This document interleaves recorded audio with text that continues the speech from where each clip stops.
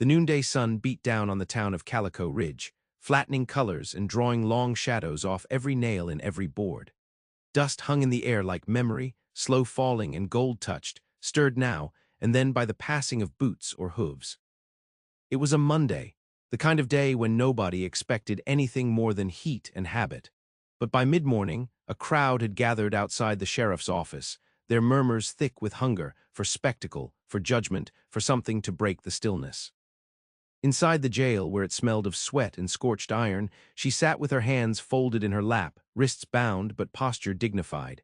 Mercy Whitlow, 25, pale-skinned, flame-haired, with cheekbones like promises gone unkept.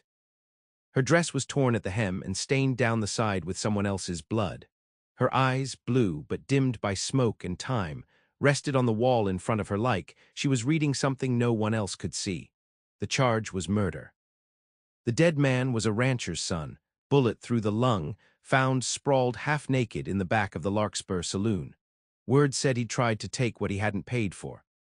Word also said she'd been seen leaving the room with a revolver in her hand, lips set tight like a woman finished with begging. The court of public opinion needed no trial. Sheriff Harlan used to believe in mercy. Now he just believed in keeping order. The hanging was set for Wednesday. Daniel Cutter had not planned to come to town that day. He rarely did. His ranch sat 8 miles east through Pinion and Sandstone, a modest spread nestled between two ridgelines and shadowed by the old Cotton Creek. He kept mostly to himself, spoke little, and when he did, it was with a voice slow and low as river gravel. Folks said he'd lost his brother in the war and his wife to fever the winter after, but Cutter never said. He just worked, sunup to sundown, hands calloused, heart locked behind quiet. But that morning he came to fetch a coil of barbed wire and 2 bolts of feed cloth. That was all. He rode into Calico Ridge with dust on his hat and the ache of solitude in his shoulders, expecting the usual. Sideways glances, a nod or two from men who respected silence, maybe a curt word with the blacksmith if his plow still needed welding. What he got was the clamor of judgment. A hanging, they said, a red-haired whore, a murder. He listened, not out of curiosity, but because something in the way the story was told rubbed against a place in him that never healed right. He didn't mean to stop outside the jailhouse, didn't mean to meet her eyes through the barred window, but he did. She looked at him the way some folks looked at rain after a long drought, quiet, reverent, uncertain it was real. And Daniel Cutter, the man who hadn't raised his voice in 10 years, felt a pulse behind his ribs that didn't feel like pity. It felt like remembering. That night, Cutter sat on the edge of his bed, boots still on, oil lamp flickering soft on the walls. He read her name again on the folded notice he'd pulled from the town bulletin. Mercy Whitlow, found guilty by special inquest, to be hanged for the killing of Samuel Brenner. He didn't know her, had never stepped foot in the Larkspur saloon. Had no business interfering, but something, maybe the way she sat upright in chains, or the way the town spat her name like it burned them to say it, kept him awake. At dawn, he saddled his gelding, rode back into town, and knocked on the sheriff's door. "I'd like to speak on behalf of the accused," he said, slow and certain. Harlan squinted. "You don't even know her." "I don't need to." "You aiming to call her innocent?" "I'm aiming to marry her." Silence fell between them, thick and weighty. Outside, the sun lit the red dust like fire. The sheriff laughed once hard. "You serious?" "As the noose is." "Hell, Cutter, she's—" "I know what she is, but that's a woman, not an animal." The law allowed for pardon by lawful marriage, in cases where the condemned could be claimed by a citizen in good standing. No one used it. Cutter just did. They were wed in the courthouse an hour before sunset, beneath the scowl of Judge Mathers and the stare of half the town. Mercy wore the same tattered dress. Cutter hadn't brought her flowers. But when the vows were spoken, she lifted her chin and said, "I do," like it was a gunshot, like she was choosing to live, but on no one's terms but her own. He didn't touch her after. Just helped her mount his horse and led her home.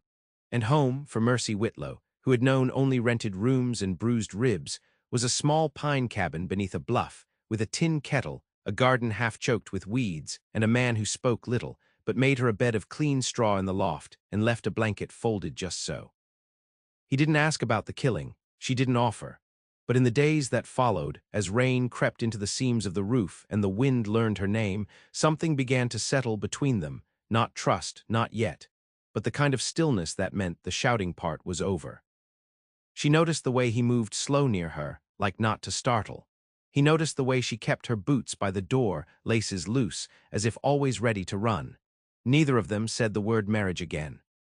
But each morning she took to sweeping the porch, and each night he brought in firewood stacked in silent offering.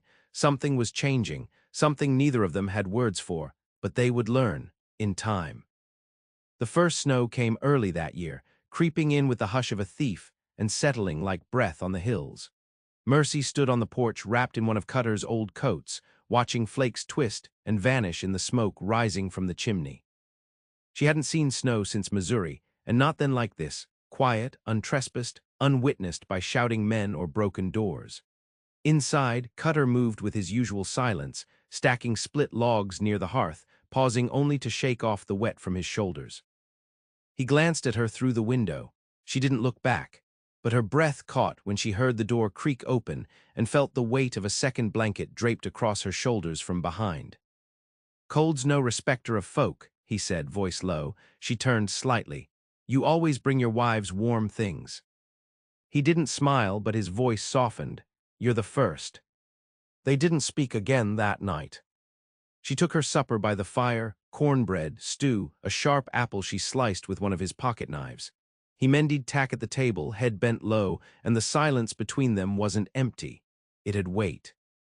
Like stones in a riverbed, shaping the current, days passed. She began to find rhythm in the slow, hard patterns of ranch life, feeding the chickens, filling the water troughs, hanging laundry stiff with frost on the line until her fingers ached. Cutter gave no commands, only left small clues. A broom leaned against the wall, a sack of grain beside the shed, a loaf of bread wrapped in linen on the counter after a long ride to town. She'd never been trusted with quiet before. In the Larkspur, everything was noise, coins clinking, doors slamming, men shouting, laughter with teeth behind it. Even sleep was something stolen between knocks. Here, sleep came honest, uneasy still, but honest. At night she lay in the loft, wrapped in wool, listening to the low groan of wind and the creek hissing over ice.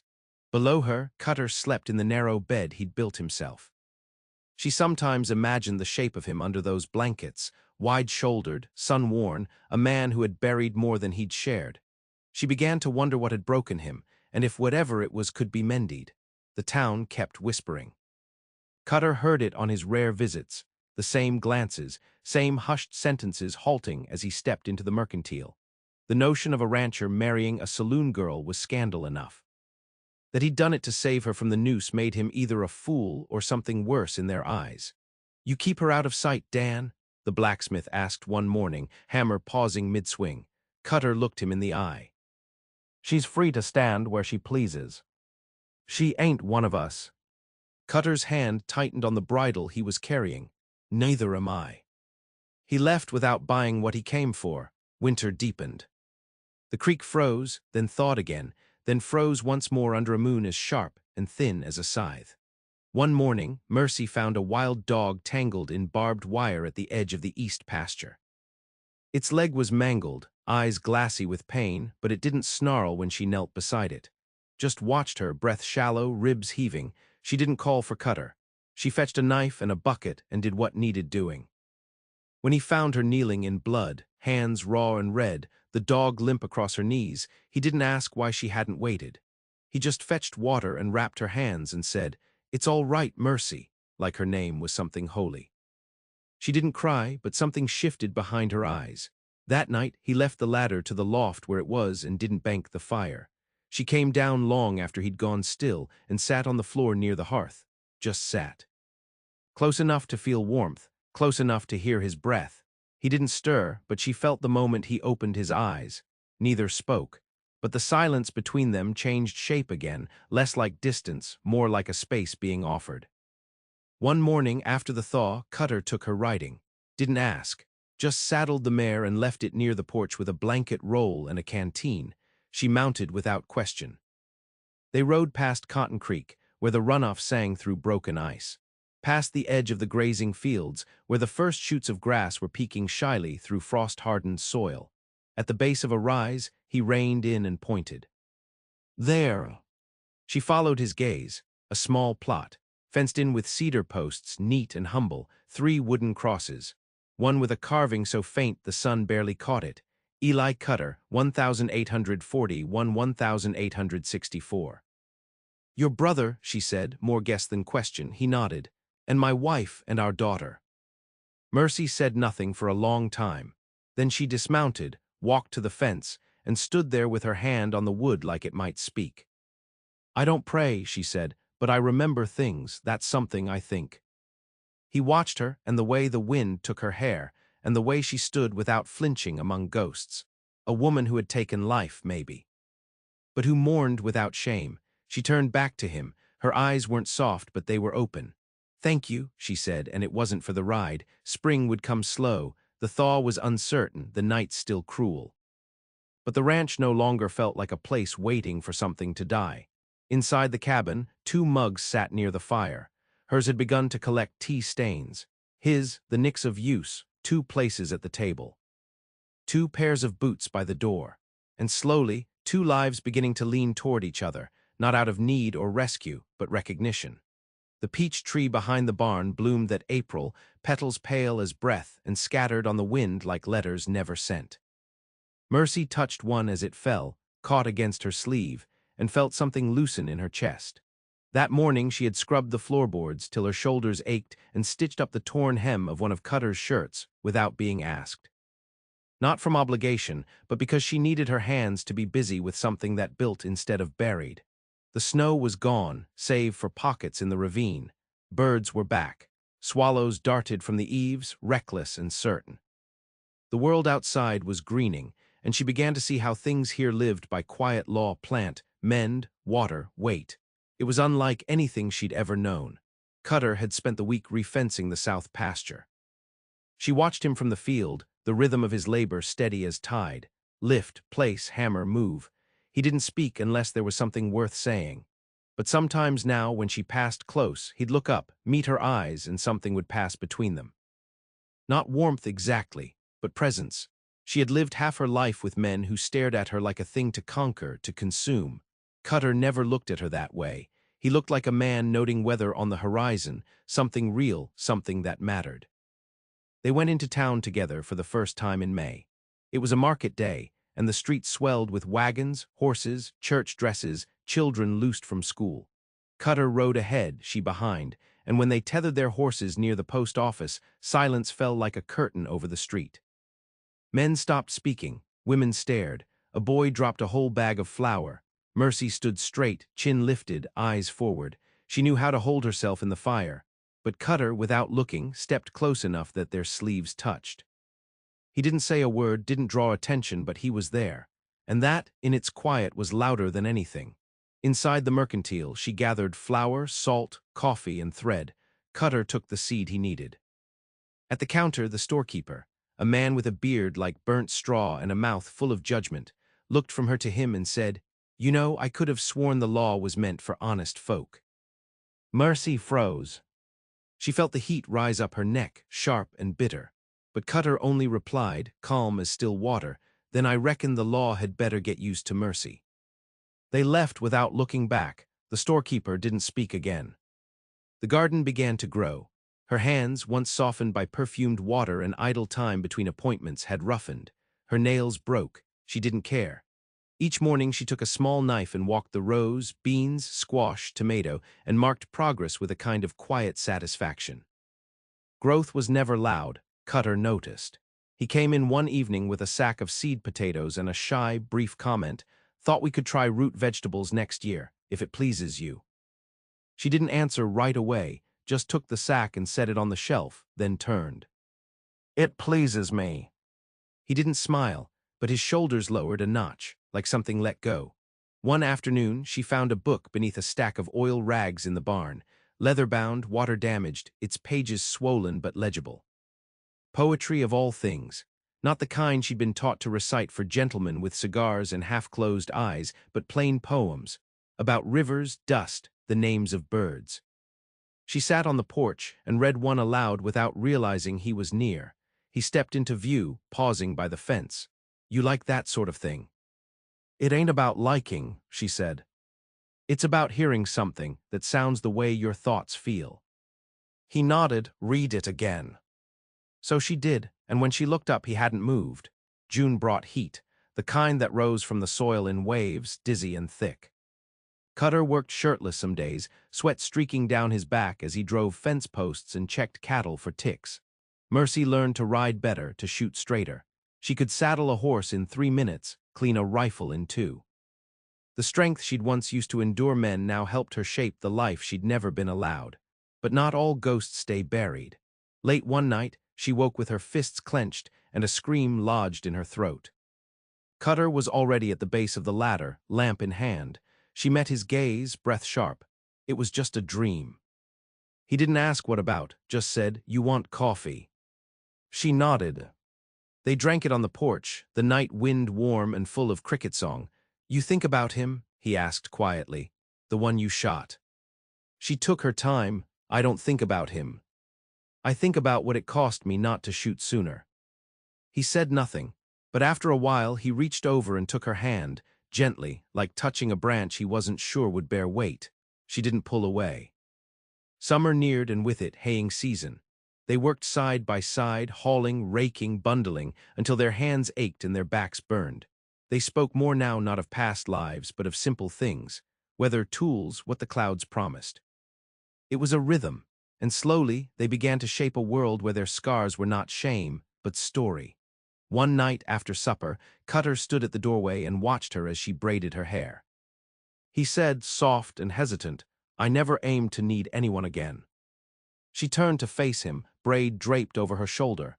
"Neither did I." Their eyes held. He took a step forward, and for the first time she didn't step back. The rain came sudden that July, hard and wild, beating against the cabin roof like it had something to say. Mercy was bringing in the wash when it hit, running barefoot across the yard, laughing as a sheet caught the wind and dragged behind her like a ghost trying to fly. Cutter watched from the barn, leaning on the doorframe, a slow smile twitching at the corners of his mouth. She saw it, that smile, not full, not easy, but real, the first she'd drawn from him. Inside, they dripped water on the floorboards, breathless, eyes bright. "You look like a drowned fox," he said, voice rough with fondness he didn't yet know how to hold. "And you smell like horse," she answered, and for once they both laughed. Something unspoken passed then, not like thunder, but like the scent of sage when the wind shifts. He stepped forward, slow, cautious. She didn't move. When he kissed her, it wasn't with hunger. It was with awe. In the weeks that followed, the rhythm of their days changed, not all at once, but in soft increments. She began to hum while cooking. He touched her arm when passing. They ate at the table facing one another, eyes lifted now and then without flinching. At night she came down from the loft without the need for an invitation. His bed was narrow, but they fit. It wasn't perfect. Some nights she startled awake, breath ragged, and sat with her knees drawn up while he lit the lamp and waited. Other times he drifted away into silence, lost to memories he hadn't named aloud. But they waited for each other, listened, and slowly they learned to speak. He told her about the war. About the letter that came too late to save his brother, the infection that took his wife and their infant girl in a matter of days. He told it plainly, without tears, but his hands gripped the mug so tight the porcelain cracked. She told him about the larkspur, not all of it, just enough. The locked rooms, the men who thought money meant ownership, the woman named Cora who had taught her how to mend torn dresses and broken skin. The night Samuel Brenner pinned her to a wall and whispered the names of her sisters like curses. "I had a knife," she said. "He didn't think I would use it." Cutter didn't flinch. "You did what you had to." "I didn't feel brave. I felt hollow." He reached out and took her hand. "Bravery's not what you feel, it's what you do anyway." Come August, word spread that a group of travelers had gone missing on the trail south of Dead Mule Crossing. Cutter rode out with the search party, 3 days gone, with little more than a rifle and a promise to be back. Mercy stayed, watched the livestock, kept the fire. She surprised herself by how natural it felt, not just surviving but tending. Waiting, on the fourth night a man rode up the trail toward the cabin, not Cutter. He was tall, broad-chested, his face mostly shadow. But she knew the type. The way he sat the saddle, the tilt of his hat, a man used to having his way. He dismounted and walked up like he'd been there before. "You Mercy Whitlow?" he asked. Her pulse leapt. "Who's asking?" "Name's Wade Renner. I'm with the Brenner family, come to collect what's owed." She didn't move. "There's nothing owed." His smile was wrong. "Ain't how we see it. You murdered Samuel. His kin want justice. The law saved your neck don't mean you're safe." She didn't go for the rifle behind the door. "Not yet. You'd best leave. I'll come back with friends. Think about what that means." He turned, mounted, and rode off like a man who thought he'd won. Cutter returned the next morning, found her pale and tight-lipped, the rifle loaded beside the hearth. He listened, said nothing for a long while. Then, "We'll be ready." She looked at him. "You're not sending me away. This is your home now. You don't run from it." They made preparations, strengthened the doors, checked ammunition. Cutter set traps along the east ridge and kept the horses tethered close. Mercy practiced shooting till her shoulder bruised. He taught her where to aim if it came to a fight, center mass, low and wide. She learned fast, but days passed, then weeks. No sign of Wade Renner. Still, the quiet changed again. Not the tender quiet of spring, but the taut silence of waiting. They held each other tighter at night, slept less. And then in early September, a fire bloomed in the hills to the west, wild, fast, whipped by dry wind. Cutter saw the smoke first. They had maybe an hour. They packed what they could, let the animals loose toward the creek. He grabbed the strongbox, she the photograph he kept tucked in a book, the one of his first family. They didn't speak as they rode. Just moved together, practiced and sure. At the creek, they watched the fire crawl the bluff. Mercy felt the heat from half a mile away. It looked like the end of everything. Cutter turned to her. "We'll rebuild. How can you be sure?" He looked her in the eyes, steady. "Because we've already survived worse." They camped near the water that night, the fire distant now, ash falling like snow. She curled against him beneath a wool blanket. Neither of them cried. In the morning the sky was pink with smoke. The cabin gone, barn too, but the fence line still stood in places, and the peach tree, though scorched, held on. Mercy knelt beside it, touching the blackened bark. "We'll plant more." He nodded. "A grove." She looked at him, "and build bigger." His eyes softened, with windows facing the sun. They stood like that for a long time, two people not just surviving, but choosing. The new house rose in pieces. One board at a time, one nail, one calloused hour stacked atop another. Cutter laid the foundation himself, slow and sure, measuring twice and cutting once. Mercy held the beams in place, learned the angle of a level, the rhythm of a hammer. She took pride in the bruises, the splinters, the ache in her wrists at night. There was something sacred in building what no one had given them. They raised the frame before the first frost. No preacher, no crowd. Just the two of them standing in the skeleton of what would shelter their second lives, a wind passing through like breath. He glanced at her beneath the rafters, sweat streaking his neck, and said, "Looks like a place folks might stay." She said, "Looks like a place someone might belong." That night they pitched a canvas tent inside the unfinished walls. The stars overhead were fierce and bright, and for the first time in months, neither of them kept a rifle at arm's reach. The danger hadn't gone, but they'd built something stronger than fear. Fall brought cooler winds and long golden evenings.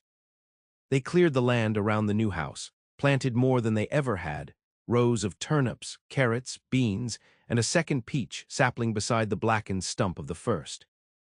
Mercy spent hours each day with her hands in the dirt, and sometimes Cutter would pause from chopping wood just to watch the way she bent to her work, the braid of hair slipping over her shoulder.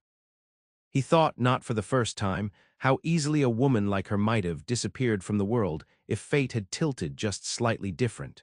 She felt his eyes and looked up, brushing soil from her hands. "You gonna stand there gawkin', or help me turn this row?" He smiled, came to kneel beside her. In October, they received a letter, delivered by a boy on a tired mule, dust on his coat and a scab across his lip. The boy handed it off and left without a word. Cutter slit it open on the porch. It was from Cora, Mercy's friend from the Larkspur, now working in a sewing house down in Santa Fe. Short, neatly written. She'd heard what Mercy had done, heard she'd lived, that she was married now, that maybe she was safe. Mercy read it twice, then pressed it flat on the table and stared at the lamplight pooling across it. "You could write her back," Cutter said. Mercy nodded. "I might." She didn't, not yet, but the letter stayed on the table for days. That same week a lone rider appeared again on the ridge. Renner, not swaggering now, not with threat, just watching. Mercy saw him first. She was chopping onions, eyes full of tears that weren't from the knife, when she spotted him silhouetted against the dusk. She went outside, rifle already in hand. Cutter followed. Renner sat his horse without moving. He looked older. "More hollow, I ain't here to start nothing," he called down. Mercy raised the rifle. "I believe you," she said, voice cold as the coming frost. "That's why you're not dead." He looked at Cutter. "You married her to save her, thought maybe it was a stunt. Some kind of message." "It was," Cutter said, "the kind that doesn't need repeating." Renner nodded, slow. "I was Samuel's brother, but he wasn't a good man. I didn't come to carry on his war, I came to end it." He turned his horse. "You'll never see me again." Then he was gone. Mercy stood for a long time after, not because she didn't believe him, but because she finally could. Winter came sharp, but this time they were ready. The new house held warmth like a kept promise. Mercy had her own drawer now, a space beneath the window where she kept folded linens and a pair of gloves he'd bought her without asking. Cutter kept a sprig of her rosemary by the stovepipe, said it made the stew better. Some nights they sat side by the fire, her head on his shoulder, his hand on her knee, not speaking. Some nights they lay tangled together, not with hunger, but with the kind of intimacy that grows where wounds have been seen and not turned from. One night she said, "I never asked why you did it." "Did what?" "Married me, saved me." He turned to her. "Didn't know then, just knew I couldn't let them hang a woman who looked at me like I was still a man." Her eyes filled, not with pain, with something deeper, recognition. She kissed him then, slow and certain, and in the drawer beside her gloves, Mercy tucked a piece of paper she had started to write. "Dear Cora," it began. Spring returned soft and uncertain, as it always did, brushing green over the land like an apology. The peach tree bloomed again, pink this time, shyer, fewer blossoms, but real. Mercy stood under it one morning, hand on her belly, watching petals drift down like promises that wouldn't let themselves be forgotten. She hadn't told him yet. Cutter. She'd known for 3 weeks. Since the morning the smell of bacon turned her stomach, and the hens looked suddenly like sentries instead of friends. She had sat on the porch steps and wept, not from fear or regret, but from the weight of it all. The blood she'd spilled, the life she'd earned, and now this quiet spark of something that would need protecting. She hadn't thought she could carry anything more, but the land had taught her that some burdens were also seeds.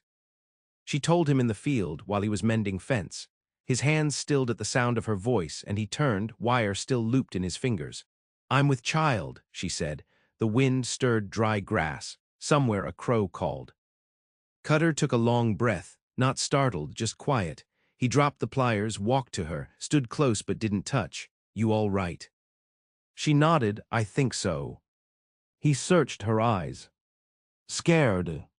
"Yes." "Me too." Then, after a beat, he reached and placed one hand gently, reverently over her apron. Her hand came over his.